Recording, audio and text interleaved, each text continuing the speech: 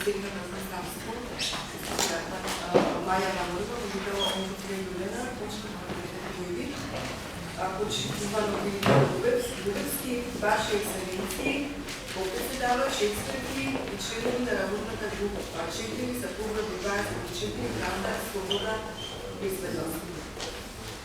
Имamo особена чест да го најавам Омојовски на Националната конвенција за Европска унија,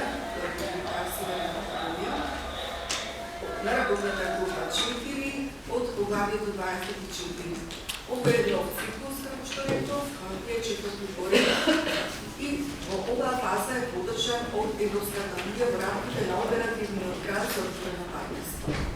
Во последните 6 години конвенцијата беше подржана од УЕС и Словакија и се реализираше во тесна соработка со нашите партнери од Република Словачка. Сега продолжуваме како екипа само од перспективата на Националната конвенција во Европска унија. Во актуелниот момент конвенцијата се фокусира во градењето на пристапи кон новата кластерска методологија, започнувајќи со првиот кластер фундаментални вредности. Кластерот 1 и барањата за владењето на правото, доброто владење и институционалната ефикасност се базичен сегмент кој треба да обезбеди усвојување и имплементација на европските стандарди во сите други поглавја. Оваа методологија беше креирана като нова стратегија во преговарачкиот процес за Албанија и за Република Северна Македонија во 2020 година, јако се уште ја нарекуваме нова тајка години, за тоа што зборуваме, но секако дека беше прифатена од страна на останатите држави кандидати од регионот на Западен Балкан.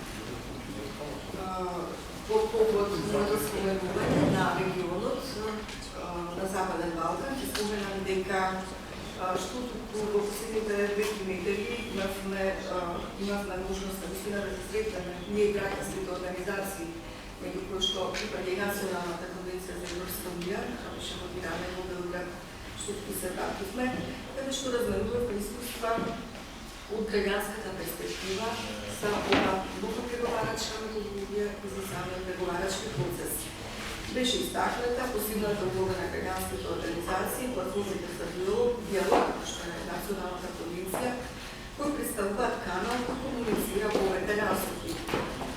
Кој од едната насока односителите на одлуки кон граѓаните, пренесувајќи ги на конкретен начин и на разбирлив начин за граѓаните сложените директиви кои треба да бидат усвоени од граѓаните, но и од другата насока се разбира, застапувајќи ги интересите на поширок круг на граѓани, треба ние како перспектива како платформа, значи од една страна тешките процедури, оние што се како техничка содржина на преговорите да ги поедноставиме до поширок круг на граѓаните, но тоа и обратно. Конвенцијата во оваа фаза ќе работи со 3 работни групи и ги опфаќа сите поглавја од кластер 1. Тоа е работната група 4, ова што денеска можеме да ја почувствуваме на овој аудиториум, правда, слобода и безбедност и ја одржуваме денес нашата 11-та сесија по ред. Исто така продолжува со работната група 23, по поглавјето 23, која што ќе одржи утре нејзината 11-та сесија. Постигнувањето на висок степен на безбедност, спроведување на правдата и имплементација на легислативата се базични европски вредности за кои што ние во Националната конвенција се залагаме. Меѓутоа, потенцираме дека една од најважните задачи во македонскиот преговарачки процес ќе биде градењето на механизми за спречување и борбата против корупцијата и стишување на непотизмот, појави кои влијаат врз дисфункционалноста на институциите. За да придонесеме во оваа област, конвенцијата формираше една нова работна група, така наречена антикорупција, која ги опфаќа поглавјата 5 јавни набавки, поглавјето 18 статистика и поглавјето 32 финансиска контрола, со што ќе се вклучат во Националната конвенција нови поглавја, економските поглавја, кои што се многу важни, во речиси сите кластери, не само за првиот кластер.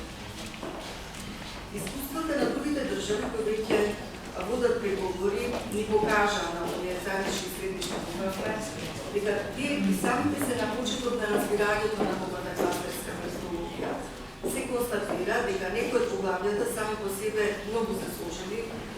Ги споменеме само поглавјето 1 и поглавјето 27, кои што имаат 70% за окупната од сите директиви се само во две поглавја, значи поглавјето 1 и поглавјето 27, животна средина. Така да новата методологија навистина е процес што треба посебно да биде адаптирана. Да ја поздравиме заменичката министар за здравство, да видите, две најави, да го очекуваме.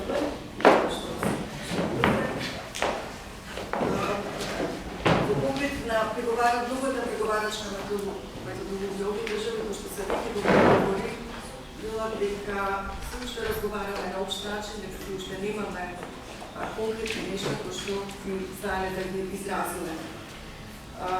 Меѓутоа, ќе го споменам проектот кој што во моментот се реализира во регионални рамки, кој што се однесува на националната конвенција за Европска унија, кој што не се реализира само кај нас, туку се реализира и во Албанија, и во Србија. Имаме еден заеднички проект кој што се вика направете правдата да владе на Балканот, така преведено од англиски. И овој проект кој што е поддржан од кралството од Холандија, кој донесе навистина за размена на овие враќања кои што ги имаат овие три држави по период од 3 години. Значи, во живите случаи, кај се види да се дебие и во некој од настаните кои што се случуваат и во регионалните рамки.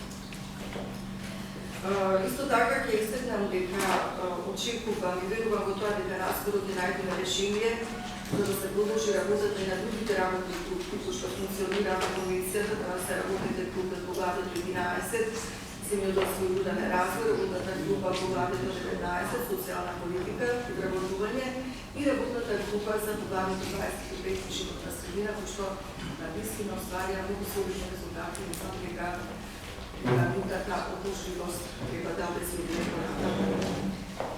Јас за темата нема ништо да кажам, за да не кажам времето. Искрено се надевам дека преговарачкиот процес официјално ќе земе свој тек и според другите регионални искуства, тој ќе обезбеди многу поголема јавност, инклузивност и транспарентност, што е основна заложба за примината на новата кластерска методологија. Во однос на тоа како ние соработувавме со институциите до сега, може би еден од најдобрите примери што можам да го кажам е соработката со Министерството за внатрешни работи, со кој што сами од почеток стваривме многу убава соработка.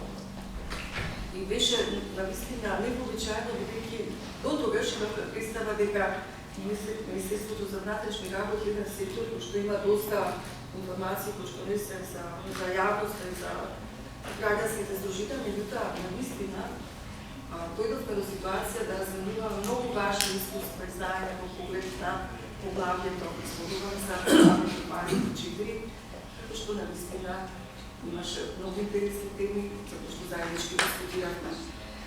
Меѓутоа, во секоја од овие сесии, беше присутен министерот Олегар Спасовски, се разбира и ко-председавачката на оваа работна група, тоа е господин Магдалина Несторовска, која што беше присутна на секоја од сесиите кои што ние имаме во поглавните 24.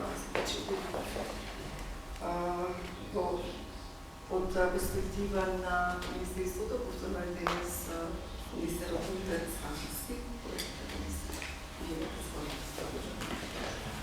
Благодарам. Поштована Куровска, поштовани присутни, ценни професори, ваши екселенции, поштовани јавен обвинител, заменик министер, поштовани представници на медиумите. Дозволете ми на почетокот да ја поздравам, да го изразам своето задоволство што денес имаме можност да размениме гледишта за една исклучително важна тема која е тесно поврзана со безбедноста на нашата држава, но и со процесот на пристапување кон Европската унија. Истовремено ја користам оваа прилика да го изразам задоволството и од досегашните работни сесии на Националната конвенција, особено нивните досегашни препораки, кои со своето значење и експертиза се етаблираа како корисна алатка за државните институции во процесот на исполнување на приоритетите од ЕУ агендата. Тоа пред се должи на добриот избор на теми кои секогаш се актуелни, не само од аспект на европската интеграција, туку и за животот, безбедноста на нашите граѓани и инклузивноста во пристапот преку вклучување на академската јавност, невладиниот сектор, како и представниците од државните институции. Денешната тема за дискусија е особено актуелна, бидејќи одраз на времето во кое живееме, време на брзи и големи промени. Неспорно е дека агресијата од страна на Руската Федерација врз Украина изврши влијание врз политичките и безбедностните процеси и во регионот на Западен Балкан. Како и во другите држави, така и во Северна Македонија се чувствуваат последиците од економскиот и енергетскиот сектор, особено на пазарот со електрична енергија, нафтените деривати, природниот газ, како и на пазарот со храна. Присутни се хибридни закани, активности и напади преку социјални мрежи, преку ширење на лажни вести, невистинити информации, дезинформации, говор на омраз. Овој тип на закани не е феномен кој се појави само во Македонија. На вакво вид на напади подложни се и другите земји во регионот, пред се Србија, Хрватска, Црна Гора, Косово, Романија, Босна и Херцеговина, но и други земји од Европа, вклучувајќи и тука и Соединените американски држави, Канада, Нов Зеланд. Од друга страна, во последните години сајбер заканите се меѓу најзначајните безбедностни закани и од тие причини особено се третираат како интегрален дел од националната и меѓународната безбедност. Одбранбениот и безбедностниот сектор се повеќе се зависни од функционалноста на ИКТ системи. Хакерските напади врз клучните компјутерски системи реално можат да нанесат штета поголема дури и од класичните воени напади. Од средината на месец септември 2022 година, како држава бевме изложени на хилјадни закани, кои се однесуваа на лажни дојави за поставени бомби претежно во основни и средни училишта. Во периодот од 3 месеци, октомври-декември 2022, евидентирани се вкупно 380 пријави за поставени експлозивни средства, бомби во средни и основни училишта, како и во други институции, но од извршените проверки е констатирано дека станува збор за лажни дојави. Во текот на 2023 година, јануари, до 2 декември 2023 година, евидентирани се вкупно 584 пријави за поставени експлозивни направи, бомби во средни и основни училишта. Како и во други институции, но од извршени проверки исто така се констатира дека тие се лажни дојави. Повеќе од 720 објекти беа таргет на вакви лажни дојави, кои што ги имавме, испратени од преку 60 различни имейл адреси. Министерството за внатрешни работи во полн капацитет активно работеше на идентификацијата и пронаоѓање на можни сторители, чија цел беше ширење на паника и несигурност меѓу граѓаните. Направен е посебен оперативен тим кој што работеше во рамките на владата, во која што се вклучени сите институции. Агенцијата за национална безбедност, Агенцијата за разузнавање, сите релевантни структури со своји експерти, со кои практично ги разменивме сите податоци и информации, паравме соодветни решенија, се со цел да имаме комплексен пристап во однос на дојавите за бомби, кои што пристигнуваат во тој момент по електронски пат. Исто така интензивно работиме на откривањето на сторителите. Сите сторители кои беа лоцирани по IP адреси од нашата држава, истите беа обезбедени од сервисите преку кои е креирана имейл адресата во која се испраќа лажните дојави на бомби, се откриени, поднесени се кривични пријави, за неколку случаите се во тек вештачењата и утврдување на конкретни докази. Инаку во однос на сите закани, односно дојави, беа целосно ангажирани капацитетите на секторот за компјутерски криминал, секторот за борба против тероризмот и секторот за меѓународна полициска соработка, кои преку заедни координирани активности по насока на јавното обвинителство превземаат целофатни истражни действија за откривање на сторители. Самите истраги се исклучително комплексни и поврзани со меѓународна размена на информации и подршка како и со барање на меѓународна правна помош. Проблемот со кој се соочуваме е фактот што при креирањето на имейл адресите најчесто се користат VPN провайдери, прокси сервиси, Tor нодови или пак истите се креирани во други држави. Од денешен аспект, со сигурност можам да констатирам дека безбедносната состојба во државата е стабилна. МВР успешно ја врши својата работа и денеска ја врши за да ја гарантира безбедноста на секој граѓанин во државата. Во оваа насока говори и минатогодишното рангирање на глобалниот индекс за мир, според кој денеска Северна Македонија е најбезбедната држава на Западен Балкан во друштво на 36 најбезбедни држави во светот, односно 4 позиции повисоко рангирана Албанија, со скок од 67 места од 2017 година до денеска, кога сме биле на 103-то место на ниво на безбедност во светот. Но неспорно е дека интензитетот на хибридните закани постојано се менува, како и нивниот размер и брзина. Факт е дека тие и понатаму ќе бидат присутни. Затоа градењето на отпорност, превенцијата и подготвеноста за одговор на хибридните закани треба да е еден од врвните приоритети во државата. И од тука секоја земја треба да биде способна за приспособување на непредвидливата, комплексна и променлива безбедносна реалност. За да ги заштитиме животите и имотот на нашите граѓани и институции, нашиот одговор мора да биде брз, координиран и ефикасен. Денеска Република Северна Македонија е во позиција да ги користи научените лекции, да соработува, како и да придонесува во сите релевантни активности на ЕУ и НАТО поврзани со хибридните закани.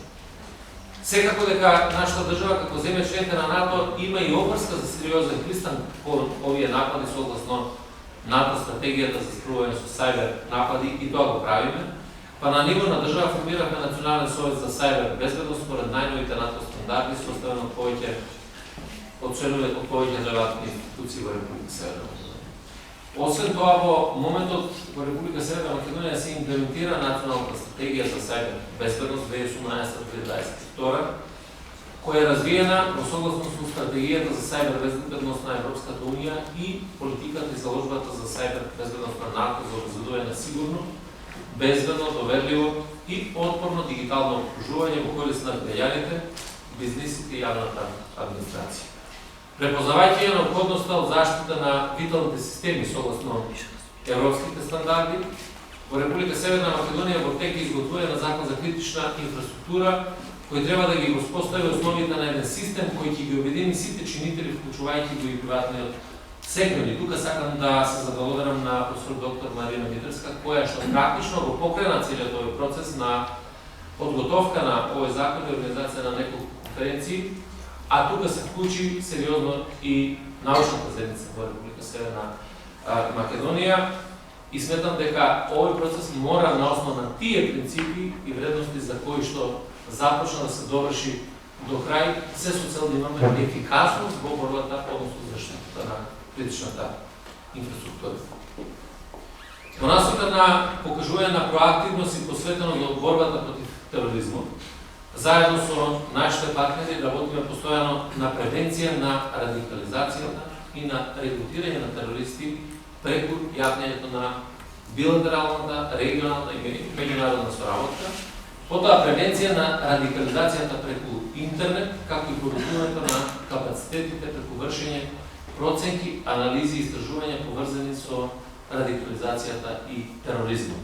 И тука ги споредиме резултатите и бројките, ќе видите дека сите наши државјани кои што биле регрутирани од радикалните структури и учествувале на бојните полиња во Ирак, во Сирија, во Афганистан, биле до 2017 година некаде средината и од тука нааму веќе започна еден нов процес во кој што не само од аспект на пристапување преку казнување, односно преку преземање на мерки кои што ќе значат да се справуваме преку судскиот систем, туку тоа го направивме и преку институционален начин на започнување на процесот на ресоциализацијата на сите тие лица кои што учествувале во ваквите активности. Радикализацијата преку интернет представува една конкретна и многу непосредна закана за безбедноста. Неопходно е креирање на еден широк фронт во кој покрај државните институции ќе биде вклучен и приватниот сектор, а особено интернет проведение. За таа цел подпишан е меморандум за соработка за борбата против радикализацијата на интернет, со кој институциите се обврзаа на брза размена на информации, следење и мониторирање на веб страниците, брзо отстранување на радикалните јавни содржини и екстремистичката пропаганда на интернет. Како што споменав претходно, ние како држава мора да креираме ресурси за градење на националната отпорност со ангажирање на сите релевантни чинители во општеството, кои ќе бидат подготвени за рана детекција, за одговор, но и брзо заздравување од наведените напади. Посебно сакам да истакнам дека заедно со Факултетот за безбедност повеќе пати веќе работиме, разговараме, дискутираме, разменуваме податци и информации и тоа е подигнато на научна основа, за да видиме кои се чекорите кои што треба како држава, како институции си да заедно да ги превземе. Заради тоа што безбедноста не може да биде ниту еден човек, ниту една институција, безбедноста сме сите ние. А кога станува збор за сајбер безбедноста или спречувањето на сајбер заканите, за сајбер нападите, секако дека секоја институција мора да изгради соодветен капацитет, дали е тоа по човечки ресурси или материјално-технички средства, и само заедно да се спротивставиме на еден ваков облик на закани кои што има, бидејќи ако не станува збор за така наречен сајбер тероризам, тоа баре вклученост на сите. И мислам дека колку повеќе ќе бидеме способни да влеземе во одбрана на собствената институција, толку поголеми се шансите да се одбраниме и државата и граѓаните. Затоа сум убеден дека овие денешни дискусии ќе допринесат за разгледување на ова прашање од различни аспекти и во една отворена, конструктивна дискусија со представниците на академската заедница, од експертите во оваа област, да дефинираме ставови и начела по кои што практично сите ние ќе се однесуваме и ќе утврдиме систем на основа на кој што ќе градиме отпорност пред се податите на изговора на внимание. Благодарам за министра, особено за овој аспект, што значи повод до себе, ученители да учествуваат во решавањето на овие многу софистицирани што ги имаме денес во јавноста. Да ние знаеме како се чувствувавме пред 2-3 месеца, кога нашите засегања од училишката облеки, кога не знаевме наистина како да се справиме со сите овие ситуации. Благодарам што инаш јас наистина ќе се трудам овие препораки што ние денес ги имаме од нашата дебата да ги предадеме, да ги финализираме во успешни период, може би за недална година да доставаме до Министерството на интересите и релевантни институции во државата. Но пред да дадам збор на заменикот министер за здравство, господја Маја Манолева, сакала да истакнам еден сегмент од овие дискусии што ги водевме во периодот на подготовките на сесијата, каде што имавме една куса средба, каде што за со време всушност ги дефинирахме си, мислам го направивме се еден концепт поселина. Просто бев изненадена од интересот, но и од капацитетот веднаш да се направи формата на сесијата која што имаме денес. Това беше господја Маја Манолева. Поведете, Маја. Благодарам. Добар ден, почитувани присутни, почитуван министер за внатрешни работи, почитувана државен секретар во Министерството за внатрешни работи, почитувани професори, почитувани екселенции, представници на граѓанскиот сектор и представници на медиумите. Дигитализацијата на општеството и воведувањето на електронските услуги се една од клучните работи и определби на владата на Република Северна Македонија. Предностите кои ни ги овозможува дигитализацијата ќе овозможат подобрување на услугите за граѓаните, поголема транспарентност во работата и поголема отчетност. Министерството за здравство во соработка со Управата за електронско здравство и Фондот за здравствено осигурување на Република Северна Македонија постојано работи на процесите на дигитализација во здравството преку постојана надградба на електронските системи и воведување на нови системи. Хибридните закани се повеќе присутни во модерниот дигитален свет и вклучуваат комбинација на сајбер, физички и социјални напади. Во контекстот на здравствениот систем, хибридните напади представуваат актуелна закана која може да се одрази на достапноста на медицинските услуги, на безбедноста на медицинските податоци и целосноста на информациите и секако и многу важно приватноста на пациентите. Сведоци сме на неодамнишниот сајбер напад на Фондот за здравствено осигурување на Република Северна Македонија, кој предизвика делумен застој во остварување на исплатите на здравствените услуги, но за среќа немаше прекин во извршувањето на здравствените услуги кон крајните корисници, односно кон пациентите. Важноста на електронските здравствени системи ги издигнува на ниво на критична информацијска инфраструктура, чијата заштита е потребно да биде токму поради ова на највисоко можно ниво, а соодветно потребни се и механизми за справување со кризите кои можат да произлезат од овие хибридни напади. Денес би сакала да ги потенцирам важните аспекти на хибридните закани, нивното влијание на електронското здравство и здравствениот систем во целина. Електронското здравство, иако носи низа на своји предности и можности, не е секако и без предизвици и опасности. За да се бориме со сите овие закани, мораме да разгледаме неколку клучни области кон кои што Министерството за здравство и владата треба да се фокусираат за да можеме да се справуваме со евентуални следни вакви напади. Пред се, тука би ја назначила важноста на едукацијата и подигнувањето на свеста кај корисниците, и тоа како здравствените работници кои што работат во системот на електронското здравство, така и на граѓаните севкупно, и сметам дека тоа е клучно за успешно справување со хибридните закани. Во таа цел, обуки и семинари би можеле да помогнат на корисниците да ги разберат и признаат потенцијалните опасности и да работат на заштита на своите информации. Не помалку важни се и техничките мерки, кои што исто така представуваат една многу важна алатка. Употребата на надгледување, енкрипција и други безбедносни протоколи може да помогне во заштита на медицинските податоци и системите од хибридни закани. Овие технички мерки потребно е да се ажурираат редовно со цел да се чуваат во чекор со новите технологии и новите методи на напад кои ни претат. Министерството за здравство и здравствените институции имаат исто така јасни стандардизирани политики и процедури кои обезбедуваат безбедност на информациите, но истовремено и приватност на пациентите. Дополнително здравствените институции треба да инвестираат во надежни информацијски системи кои што имаат вградени механизми за безбедност и заштита на податоците.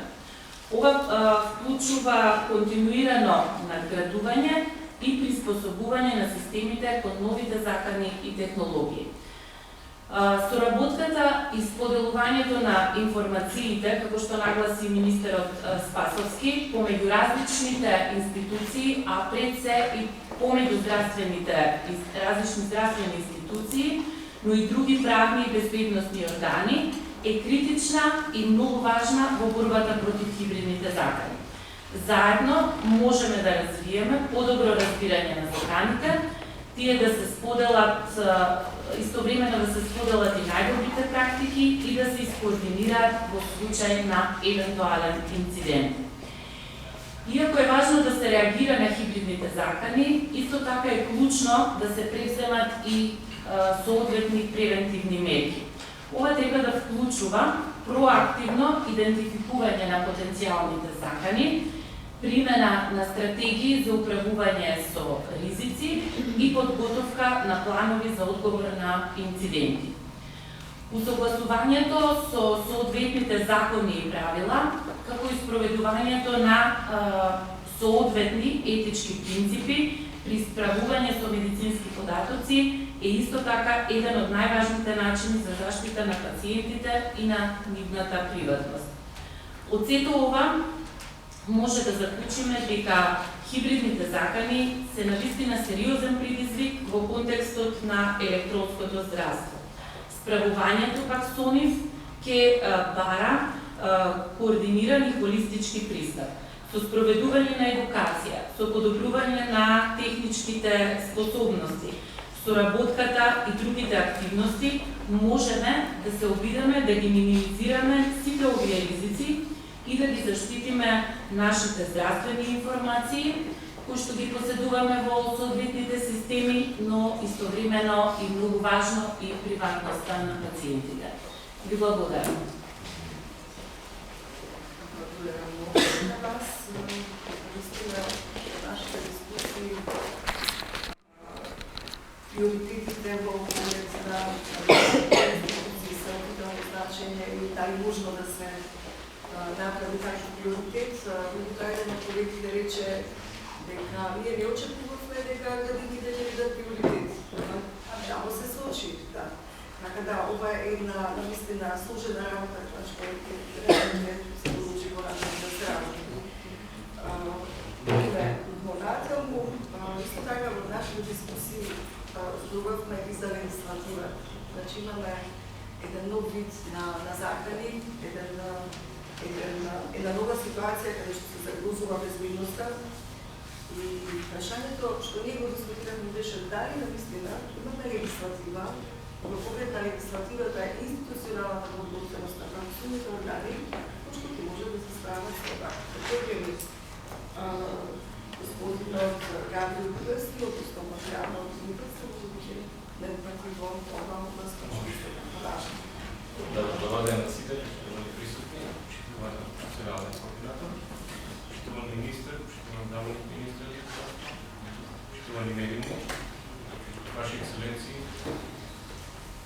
Верувам дека не постои родител во државата или некој што има во семејството дете близо правото на мобителна државна институција или дури во каков било побоен објект кој во последниот период не е засегнат од бројните лажни дојави на бомби како форма на хибридни загради за безбедност. Ова ја прави темата за која разговараме денеска многу важна и многу чувствителна за огромен број на граѓани. Тие очекуваат од нас како институции да им ја гарантираме безбедноста, да ги заштитиме, но и соодветно да ги санкционираме сите оние кои се обидуваат таа безбедност без граници.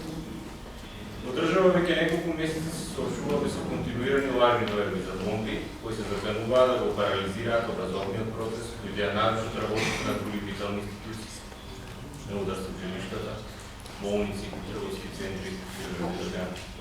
Неколкуте пријави кои првично беа поднесени за кривични дела тероризам до основното јавно обвинство за гонење на организиран криминал и корупција. По анализа на сите прибрани докази беа преквалификувани во важно пријавување на кривично дело и беа префрлени на надлежно постапување во неколку основни јавни обвинства. Еден од тие предмети има и во основното јавно обвинство Скопје. Оно што сакам да го појаснам тука е дека не станува збор за никакво минимизирање на заканите што се предизвикани со ваквите лажни дојави или за релативизирање на потенцијалната безбедност на закон. Едноставно доказите во секој од овие предмети поединечно не укатуваат дека сторителите се биле дел од некоја организирана терористичка група која имала за цел дестабилизација на институциите или загрозување на животот и телото и создавање чувство на сигурност и страх пред граѓаните. Во суштина идентификуваните сторители очигледно го искористиле моментот на хибридните закани, но не биле дел од тој организиран напад со кој се соочивме како држава. Сепак кривична правна одговорност постои, а доколку во престојниот период се обезбедат докази се идентификуваат лица кои биле дел од мрежа која делува со намера да предизвика терористичка безбедност на закон, тие ќе бидат соодветно санкционирани за овој тежок облик на кривични дела. Меѓутоа би било премногу поедноставено доколку во хибридните закани ги категоризираме единствено дојавите за бомби со кои се соочуваме во последниот период или доколку ваквите закани ги подведеме само во неколку кривични дела. Она што е можеби најспецифично обележено на хибридните закани и нивниот потенцијал постојано и брзо да ја менуваат формата и средствата за остварување, со што стануваат дополнителен предизвик за нас како институции, соодветно да ги превенираме и санкционираме. До сегашното искуство, она што претходи како прва алата или основа на хибридните операции се дезинформации. На тоа се надобразуваат различни форми на сајбер напади, саботажи и шпионажи, па се до акти кои имаат директни обележија на тероризам и терористичко загрозување на уставен поредок. Во одредени услови хибридните закани можат да добијат форми и на економски притисоци, корупција, за да се влијае врз процесите и носењето на клучните одлуки, а со крајна намера да се предизвика дестабилизација и чувство на несигурност и страх во јавност. Она што е јасно е дека и во иднина ваквите закани ќе го менуваат обликот и средствата за извршување, ќе изнајдуваат нови начини за да атакуваат на безбедноста и нормалното функционирање на државата. Затоа и нашиот одговор кон ваквите закани мора да биде координиран и повеќе-димenzионален. Тој одговор мора да се користи и најдобрите практики од понапредните земји во справувањето со ваквите предизвици. Најпрви мора да дојдеме до изворите на заканите, да ги разјасниме нивните мотиви и целите што сакаат да ги постигнат. За тоа ни е потребна динамика на постапување и широк опсег на средства и операции кои одговараат на повеќестојноста на заканите.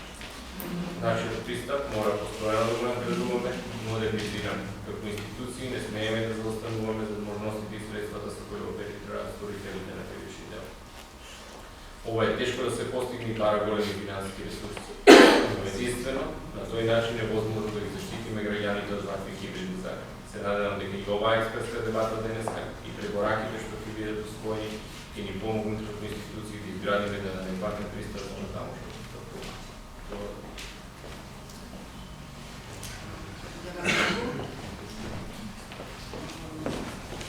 Питав дека веќе кратото е на тераса, поставено, има големи шанси да биде многу студено.